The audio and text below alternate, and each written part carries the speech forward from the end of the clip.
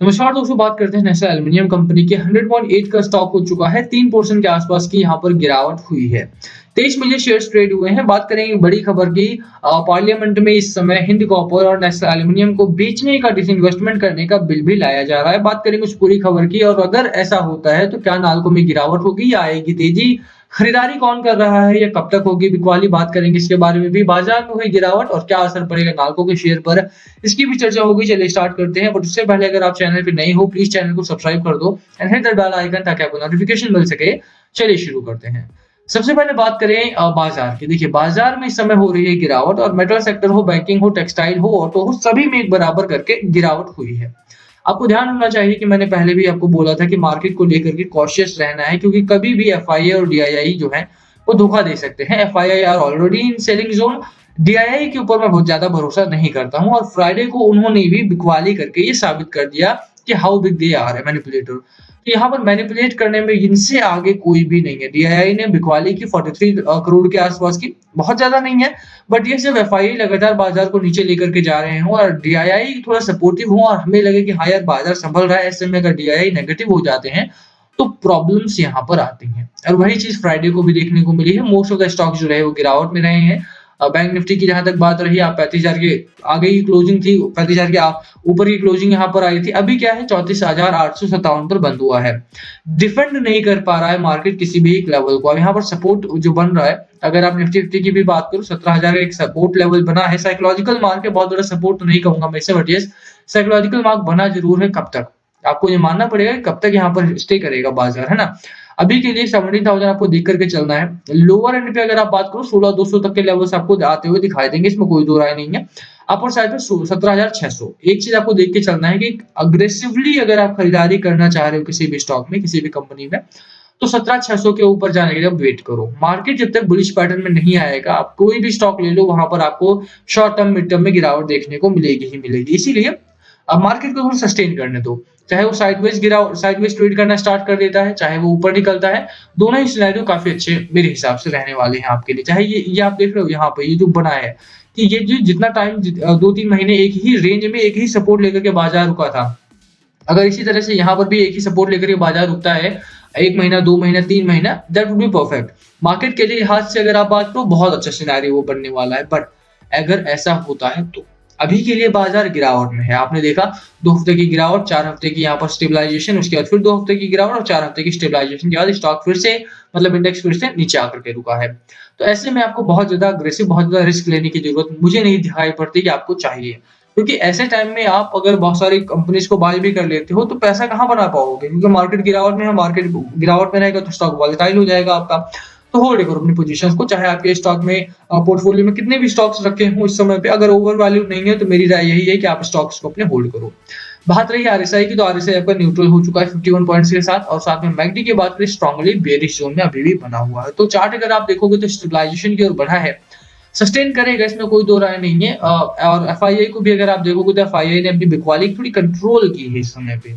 Through out the market अगर आप देखो 5,000 स्टॉक से ज्यादा लिस्टेड है हमारे यहाँ पे, और उसमें भी अगर सिर्फ 750 करोड़ की बिकवाली हुई है तो बहुत ज्यादा नहीं है मेरे हिसाब से, बहुत ज्यादा यहाँ पर बिकवाली नहीं हुई है। 300-400 करोड़ के आसपास का जो इन्वेस्टमेंट है वो रिटेल इन्वेस्टर की तरफ से भी आता है, तो मार्केट को संभाल सकते हैं अगर डीआईआई और एफआईआई के साथ साथ, मतलब डीआईआई और रिटेलर्स भी अगर मिलते हैं तो भी मार्केट को संभाला जा सकता है।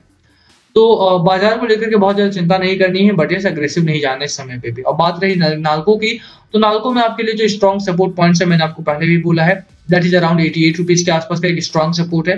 टारगेट आपको 128 लेकर के चलना है, बट पहला टारगेट आपका 110-112 के आसपास का होना चाहिए। अभी की जो बड़ी खबर आ रही है उसकी चर्चा करते हैं। सबसे पहले देखिए, नाल्को हो गया या हिंद कॉपर हो गया, पहले भेल को भी बेचने वाली थी सरकार, बट उसको अभी टाल दिया है। The disinvestment department is expected to soon seek cabinet clearance for the strategic sale of Nestle Aluminium Company. Nestle Aluminium Company को बेचने के लिए यहाँ पे बात हो रही है। And Hindustan copper limited HCL को भी यहाँ पर बेचा जाएगा, हिंदुस्तान कॉपर लिमिटेड को भी बेचा जाएगा। People familiar with the development told ET demand is likely to be keen given the rally in commodities and interest in metal producers. और it is being worked out with the Ministry of Mines. We will soon finalize plans and approach the cabinet for the requisite clearance. तो official ने बोला है कि यहाँ पे भैया काम धाम चल रहा है, अभी मिनिस्ट्री ऑफ माइंस के साथ हमारा काम चल रहा है कि कितने में बेचना है, कैसे करके बेचना है, किसको बेचना है। जैसे ही प्लान फाइनलाइज हो जाता है, we will approach the cabinet and they will finalise the plan कि कितने में बेचना है हमें। अभी के लिए अगर आप देखोगे तो कमोडिटीज में लगातार रैली है और इसीलिए यहाँ पर मेटल प्रोड्यूसर में इंटरेस्ट भी बढ़ा है लोगों का। गवर्नमेंट को आप जानते हैं कि गवर्नमेंट को बहुत सारी कंपनी बेच करके 1.75 लाख करोड़ रुपए इकट्ठा करना था डिसइन्वेस्टमेंट के थ्रू। तो भेल को बेचने थी, बट भेल एक लॉस मेकिंग कंपनी है, तो वहां पे आपको बहुत ज्यादा पैसा देखने को नहीं मिलेगा अगर आप बेचते हो तो भी। इसीलिए सरकार ने नाल्को और हिंदुस्तान कॉपर लिमिटेड को लिया था। अभी के लिए खबर यही है कि ये लोग दोबारा से इसको ऊपर लेकर के आ रहे हैं। हालांकि ओमिक्रॉन वगैरह अगर बढ़ता है तो शायद डील टाली जा सकती है। लेट्स सी क्या होता है। कैनिंग वाले स्टेक सेल्स में take place next year. All clearances including cabinet approval will be completed within this financial fiscal year. अभी के लिए यही है कि हो सकता है कि अगले साल तक बिकवाली हो, बट जो उतना भी प्रोसेस है, क्लियरेंस वगैरह है, वो इसी साल पूरा कर लिया जाएगा, नीति आयोग ने बोला है। The Niti Aayog has recommended privatization of the two along with other non-strategic public sector entities. The center may retain some stake in these firms, said the official cited above. अभी 66% है हिंदुस्तान कॉपर में, 51% है Nestle aluminium में।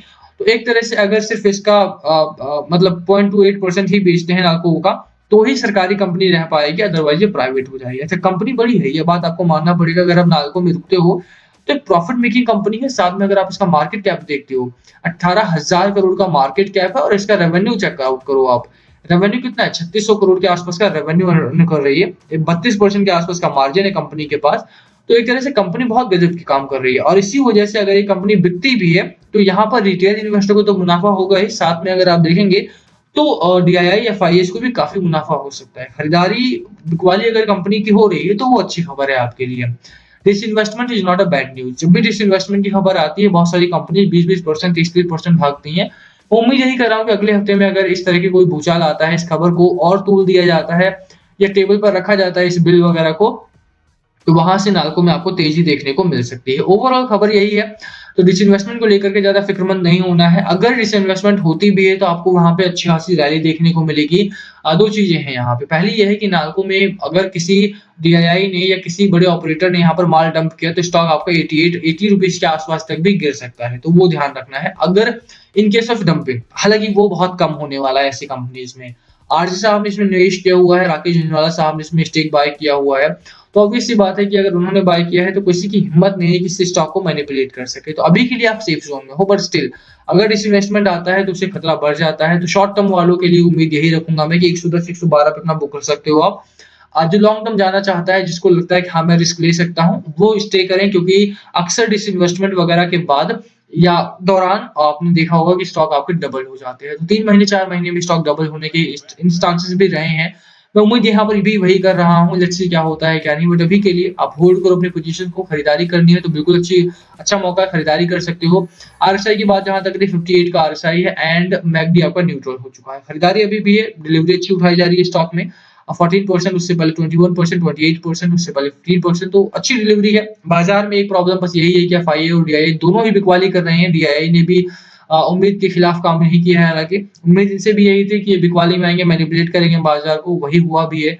अभी के लिए राय यही है, होल्ड करो। डिसइन्वेस्टमेंट की बहुत ज्यादा फिक्र नहीं करनी है, होल्ड करो अपनी पोजीशन को। बाकी लास्ट कॉल ऑलवेज बीयर्स क्या है आपकी स्ट्रैटेजी स्टॉक को लेकर के, प्लीज कमेंट करके शेयर करना। वीडियो को यहीं खत्म करते हैं। पसंद आई हो तो लाइक करना, चैनल पे नए हो सब्सक्राइब किए बिना मत जाना। Thank you for watching and yes please comment below अगर कुछ पूछना हो तो। थैंक